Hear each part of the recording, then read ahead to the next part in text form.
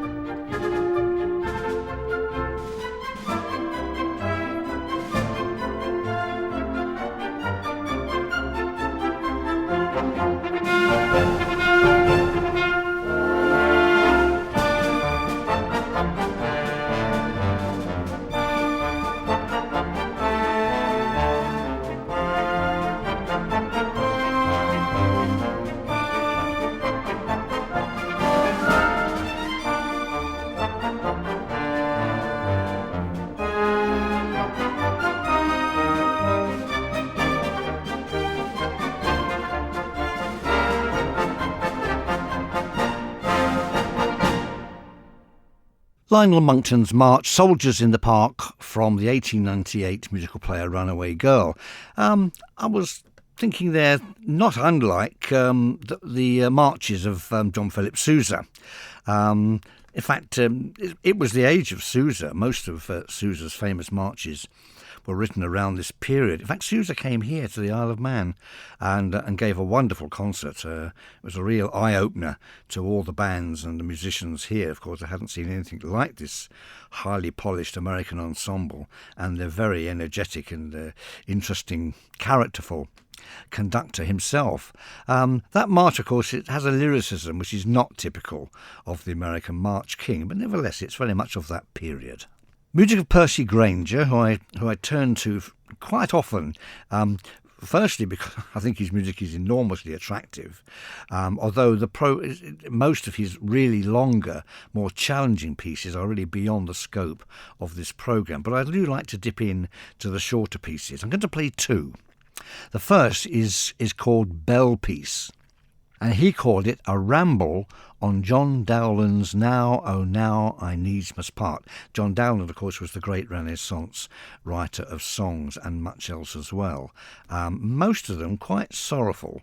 I don't quite know what sort of chap John Dowland actually was. I just don't think we know. There's no way of knowing. But he certainly wrote a lot of sorrowful songs. So here's a bell piece based on one of Dowland's most moving songs.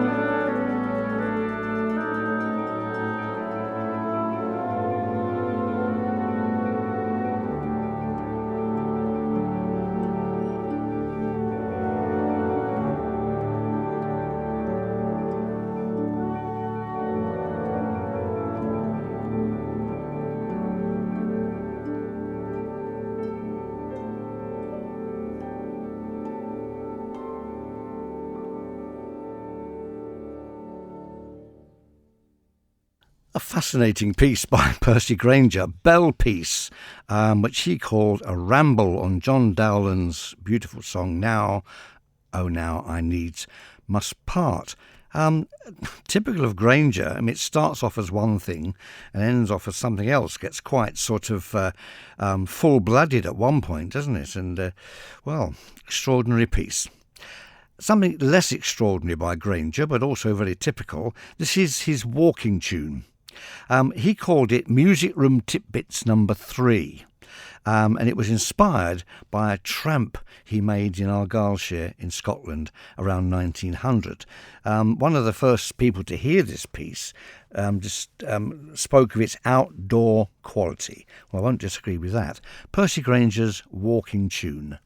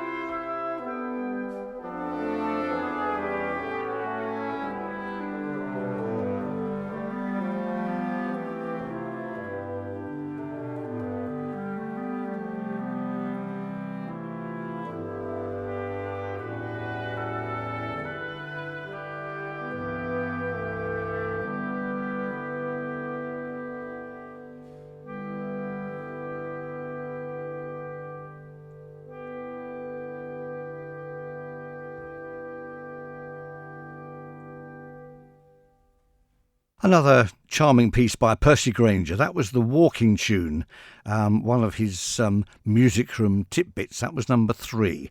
I shall have to try and look out numbers 1 and 2, or maybe there are more of them.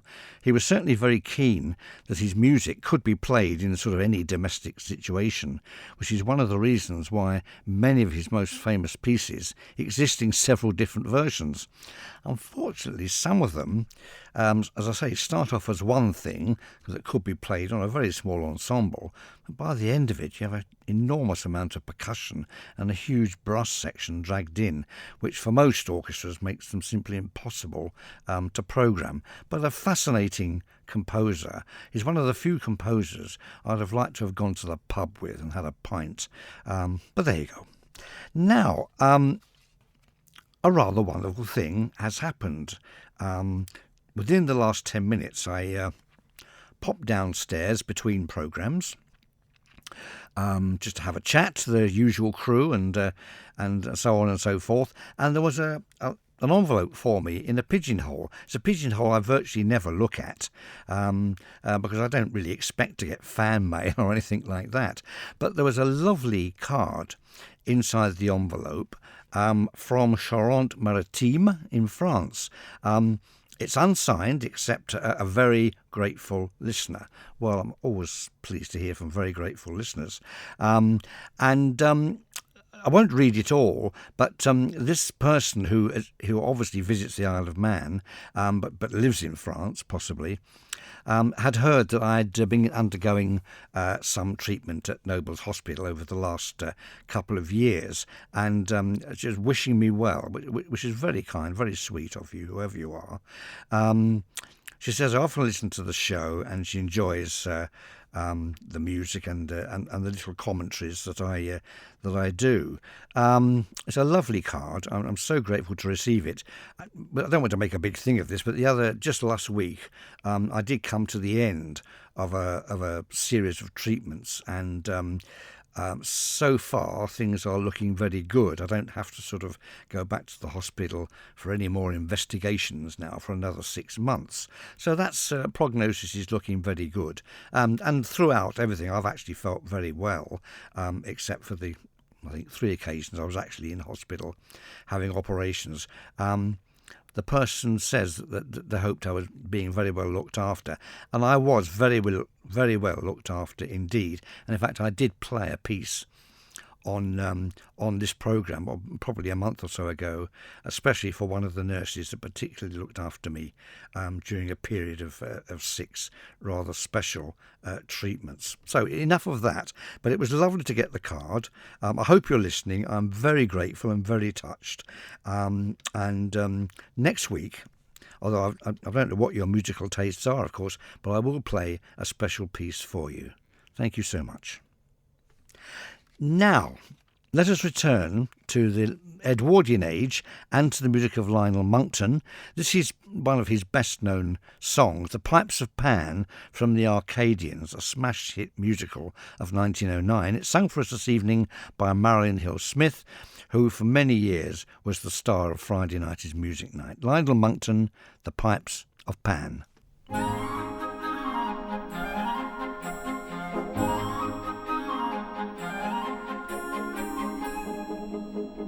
With a melody enthralling loud the woodland echoes ring.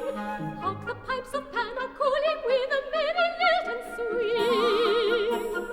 Hear their joyous caroling, flowing, growing, rising, falling. Youth and joy must have their fling when the pipes of Pan are calling.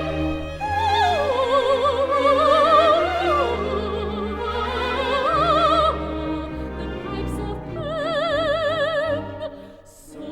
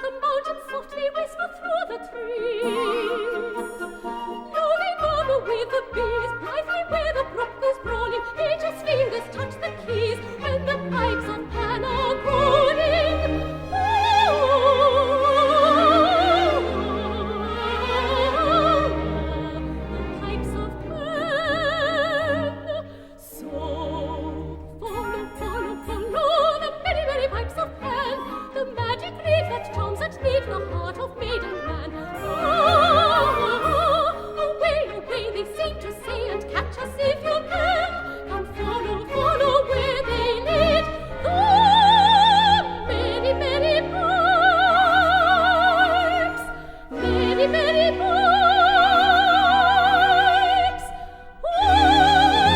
Oh, follow the merry, merry pipes.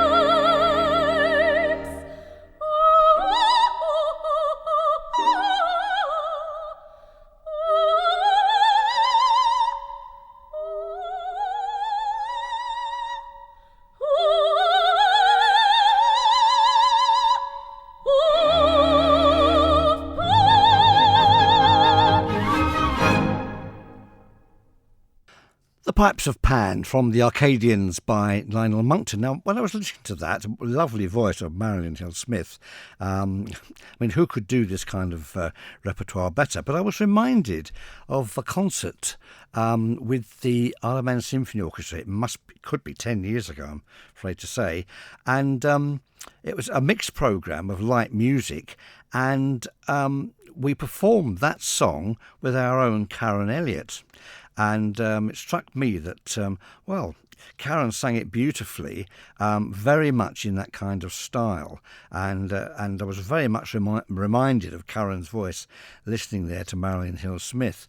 And it was a lovely concert. And Karen, of course, is a wonderful musician to work with. She doesn't waste a single second of time in rehearsal, and is very, very generous in her praise of the orchestra and so on. A wonderful person to work with. So a little reminder there. I suddenly thought, yes, of course, I know this tune. Why do I know this tune so well? Karen's voice came into my head. So, and now we go to the music of Hamish McCunn, and of course his most famous piece, The Land of the Mountain and the Flood, a sort of an evocation of the Scottish Highlands. He was born in 1868, died in 1916, rather before his time, I think. So he was a composer of the Victorian, the Edwardian, and the sort of Georgian age as well. He was the son of a ship owner. He studied at the Royal College of Music.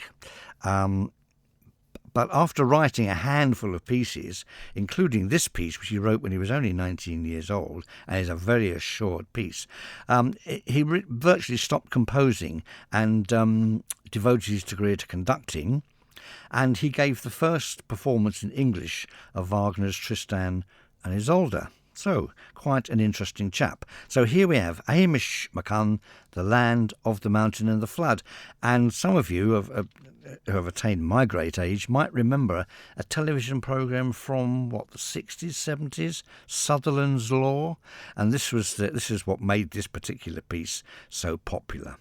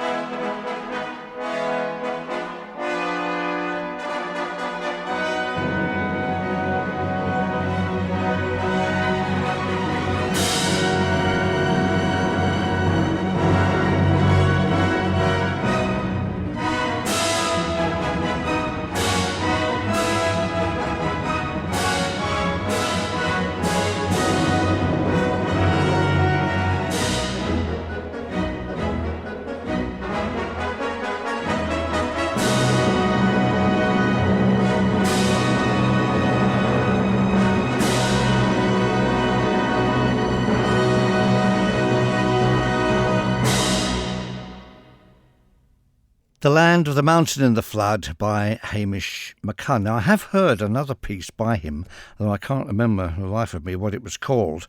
Another sort of orchestral concert piece, a tone poem, if you like. I'll try and look it out, and some other music by him, although he didn't write very much. I hesitate to label him a sort of a one-tune composer, but I doubt if he ever wrote a more glorious tune than the one that comes so memorably in that piece. Technically a very assured piece. Works very, very well. We did play it with the Symphony Orchestra. It's probably 20 years ago now, I seem to remember, at Castle Rushen High School, of all places. And as a concert venue we don't go to now very often, if at all. Had a rather low ceiling, I seem to remember, which made the music rather powerful. But I think it was the last time I actually conducted that piece.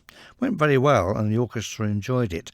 I will find out a little bit more about Hamish McCunn and see if we can find another piece for our later programme. Something a bit more calming now, without rushing about with floods and whatever. Ina Boyle, not a composer you will be familiar with, Irish-born, pupil of Vaughan Williams at the Royal College of Music, but she spent most of her life in County Wicklow. She didn't travel very much.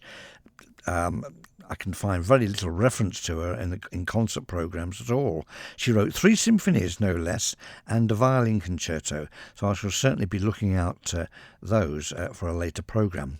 This is a rhapsody that she wrote in 1919 called The Magic Harp, and you won't be surprised that it features a beautiful harp solo. The music of Ina Boyle.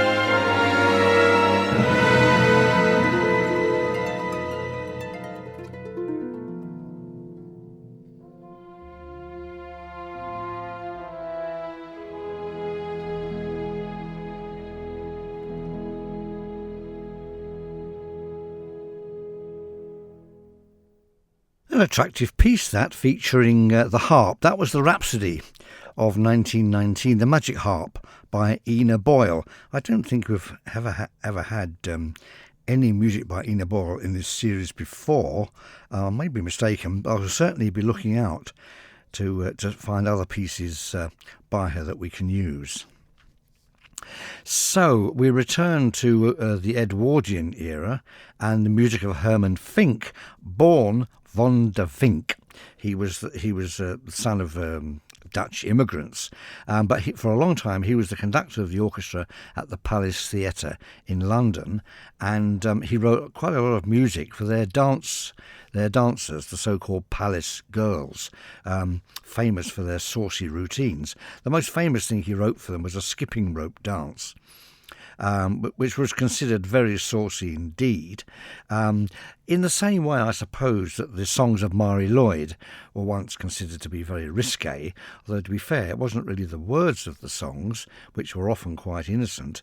It was the way that she sang them, of course, with lots of winks of the eyes, slightly suggestive gestures, and an occasional lifting of her skirt above the ankle. She was quite notorious, and probably justifiably so, a great musical star. So this fits in very well with that kind of thing. This is a piece called In the Shadows by Herman Finck.